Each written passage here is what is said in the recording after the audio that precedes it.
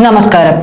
വർക്കലയിൽ നിന്നും പിടിയിലായ ഇന്റർപോൾ തേടുന്ന കുറ്റവാളി അലക്സേജ് ബെസിയോക്കോവ് അയാളെ തിഹാർ ജയിലിൽ പ്രവേശിപ്പിച്ചിരിക്കുകയാണ്. ഇന്നലെ രാവിലെയാണ് കേരള പോലീസ് സംഘം അലക്സേജിനെ ഡൽഹിയിൽ എത്തിച്ചത്. പാട്യാല കോടതി റിമാൻഡ് ചെയ്ത് തിഹാർ ജയിലിലേക്ക് അയച്ചു.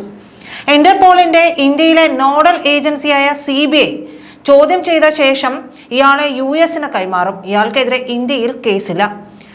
ഗ്രഡ് കാർട്ടലുകൾക്കും തീവ്രവാദ സംഘടനകൾക്കും വേണ്ടി പ്രവർത്തിച്ചാണ് അലക്സേജ് കോടികൾ സമ്പാദിച്ചത്.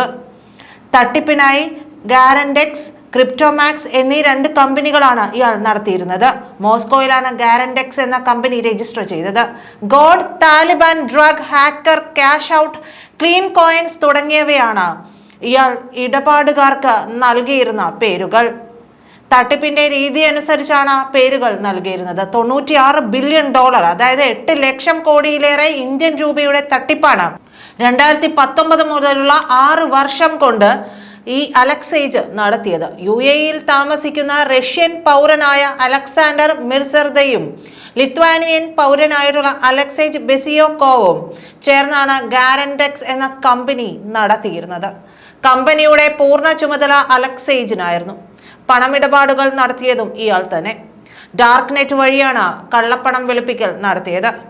ആദ്യ കമ്പനിയിൽ നിരീക്ഷണം വരുന്നുവെന്ന് തോന്നിയപ്പോൾ തട്ടിപ്പിനായി ക്രിപ്റ്റോമാക്സ് എന്ന ഒരു കമ്പനി കൂടി തുടങ്ങി. US ക്രിപ്റ്റോ എക്സ്ചേഞ്ചുകളുടെ ശ്രദ്ധയിൽപ്പെടാതിരിക്കാനായി മറ്റു രാജ്യങ്ങളുടെ ക്രിപ്റ്റോ കറൻസികളാണ് ഇടപാടുകൾക്ക് ഉപയോഗിച്ചത്. ഹാക്കിംഗ്, തീവ്രവാദ പ്രവർത്തനം, ലഹരി, കള്ളപ്പണം വെളുപ്പിക്കൽ എന്നിവ വഴിയായിരുന്നു തട്ടിപ്പ്. റഷ്യയിലെ സാമ്പത്തിക കുറ്റാന്വേഷണ സംഘം നേരത്തെ ഗാരൻഡെക്സിനെതിരെ അന്വേഷണം നടത്തിയിരുന്നു. എന്നാൽ വ്യാജ രേഖകൾ അന്വേഷണ സംഘത്തിന് മുന്നിൽ ഹാജരാക്കി ഇയാൾ ഇവിടെ നിന്ന് രക്ഷപ്പെടുകയായിരുന്നു. അലക്സാണ്ടർ മിർസർദയുടെ പേരിലുള്ള രേഖകളാണ് അലക്സേജ് ഹാജരാക്കിയത്. ഈ മാസം 6-ന് ഗാരൻഡെക്സിന്റെ 3 വെബ്സൈറ്റുകൾക്കെതിരെ അമേരിക്ക നടപടിയെടുത്തു. ജർമ്മനി, ഫിൻലാൻഡ് തുടങ്ങിയ രാജ്യങ്ങളും ഇയാളുടെ കമ്പനികൾക്കെതിരെ നടപടി സ്വീകരിച്ചിട്ടുണ്ട്. അമേരിക്കൻ അന്വേഷണ ഏജൻസി 2 ലക്ഷം കോടി രൂപ കണ്ടുകെട്ടുകയും അക്കൗണ്ട് മരവിപ്പിക്കുകയും ചെയ്തു. മുംബൈ ഭീകരാക്രമണ കേസിലെ പ്രതിയായ തഹാവൂർ റാണിയെ കൈമാറാൻ അമേരിക്ക സമ്മതിച്ചിരുന്നു. ഇതിന് പിന്നാലെയാണ് ഇന്ത്യയിൽ താമസിച്ച അലക്സേജിനെ പിടികൂടി കൈമാറാൻ നടപടിയെടുത്തത്. ഇന്റർപോൾ റെഡ് കോർണർ നോട്ടീസ് പുറപ്പെടുവിച്ചിട്ടുള്ള അലക്സേജിന്റെ വിവരങ്ങൾ CBIക്കാണ് കൈമാറിയത്. CBIയുടെ നിർദ്ദേശപ്രകാരമാണ് വർക്കലയിൽ കേരള പോലീസ് പരിശോധന നടത്തിയത്. 20 വർഷം വീതം തടവ് ശിക്ഷ കിട്ടാവുന്ന 2 കുറ്റകൃത്യങ്ങളിലും 5 വർഷം തടവ് ശിക്ഷ ലഭിക്കുന്ന ഒരു കുറ്റകൃത്യത്തിനുമാണ് അമേരിക്കയിൽ ഇയാളുടെ പേരിൽ കേസുള്ളത്. അതേസമയം കള്ളപ്പണ ഇടപാടിൽ പങ്കില്ലെന്നും ഗാരൻഡെക്സിലെ ജീവനക്കാരൻ മാത്രമാണെന്നും അലക്സേജ് ചോദ്യം ചെയ്യലിൽ ആവർത്തിക്കുകയാണ് ചെയ്യുന്നത്. ബോസിന്റെ നിർദ്ദേശപ്രകാരമാണ് എക്സ്ചേഞ്ചിലെ ഇടപാടുകൾ നടത്തിയത് എന്നതാണ് ഇയാളുടെ വാദം. ബിസിനസ് പാർട്ണറായ റഷ്യൻ പൗരൻ അലക്സാണ്ടർ മിർസർദയെയാണ് ബോസ് എന്ന് വിശേഷിപ്പിക്കുന്നത്. ജീവനക്കാരനാണ് എന്ന വാദമെങ്കിലും ഗാരൻഡെക്സിലെ ഭരണപരമായ അധികാരങ്ങൾ ഇയാൾക്കുണ്ടെന്ന് പോലീസ് ചൂണ്ടിക്കാട്ടി. വെബ്സൈറ്റ് സെർവറുകൾ ഹാക്ക് ചെയ്തുകൊണ്ടുള്ള സൈബർ ആക്രമണങ്ങൾ, കുട്ടികളുടെ അശ്ലീല വീഡിയോകളുടെ പ്രചാരണം എന്നിവ സംബന്ധിച്ച് ഇയാൾക്ക് വ്യക്തമായ അറിവുണ്ടെന്നും പോലീസിന് ബോധ്യമായിട്ടുണ്ട്. അലക്സേജിന്റെ പേരിൽ ഇന്ത്യയിലും വിദേശത്തുമുള്ള 7 ബാങ്ക് അക്കൗണ്ടുകളുടെ വിവരങ്ങളും പോലീസിന് ലഭിച്ചു.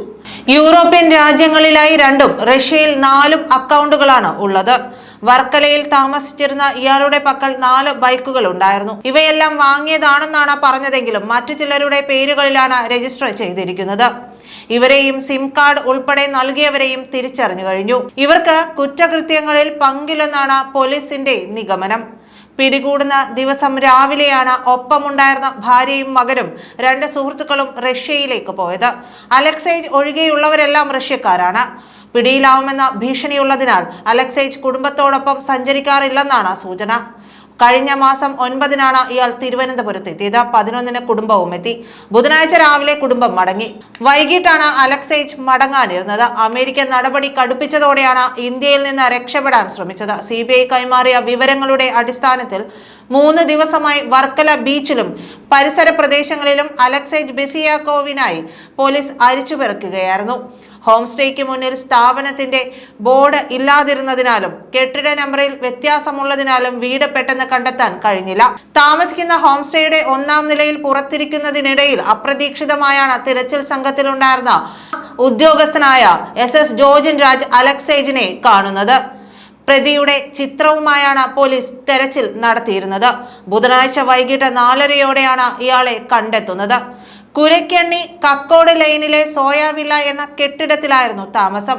പോലീസ് ഉദ്യോഗസ്ഥനോട് യഥാർത്ഥ പേരും രാജ്യവും തന്നെയാണ് അലക്സേജ് പറഞ്ഞത്. പുറത്തേക്ക് വരാൻ പോലീസ് ആവശ്യപ്പെട്ടു. എന്നാൽ വീടിനകത്തേക്ക് പോയ അലക്സേജ് ഏറെ നേരമായും പുറത്തേക്ക് വന്നില്ല. പിന്നീട് യാത്രക്കൊരുങ്ങി ബാഗുമായാണ് ഇയാൾ പുറത്തിറങ്ങിയത്. ഒരു കെട്ട് നോട്ടെടുത്ത് പോലീസുകാരന് കൈമാറിയ ശേഷം പോകാൻ അനുവദിക്കണമെന്ന് ആവശ്യപ്പെട്ടു. തമ്മിൽ കണ്ടിട്ടില്ലെന്ന് കരുതാൽ മതിയെന്നും പറഞ്ഞു. പക്ഷേ ജോജൻ അലക്സേജിനെ തടഞ്ഞു നിർത്തി. അപ്പോഴേക്കും വർക്കല സ്റ്റേഷനിൽ നിന്നും കൂടുതൽ പോലീസ് എത്തിക്കഴിഞ്ഞിരുന്നു. സ്ഥിരമായി അലക്സേജും കുടുംബവും ഈ ഹോം സ്റ്റേയാണ് ഒളിവ് ജീവിതത്തിന് തിരഞ്ഞെടുത്തിരുന്നത്. ചുറ്റും ഹോം സ്റ്റേകളും ഹോട്ടലുകളുമാണ്. ഒഴിഞ്ഞ ചെറിയ റോഡിലായതിനാൽ പെട്ടെന്ന് ശ്രദ്ധയിൽ വരില്ല. ഒട്ടേറെ വിദേശികൾ ഈ റോഡിൽ താമസിക്കുന്നുമുണ്ട്.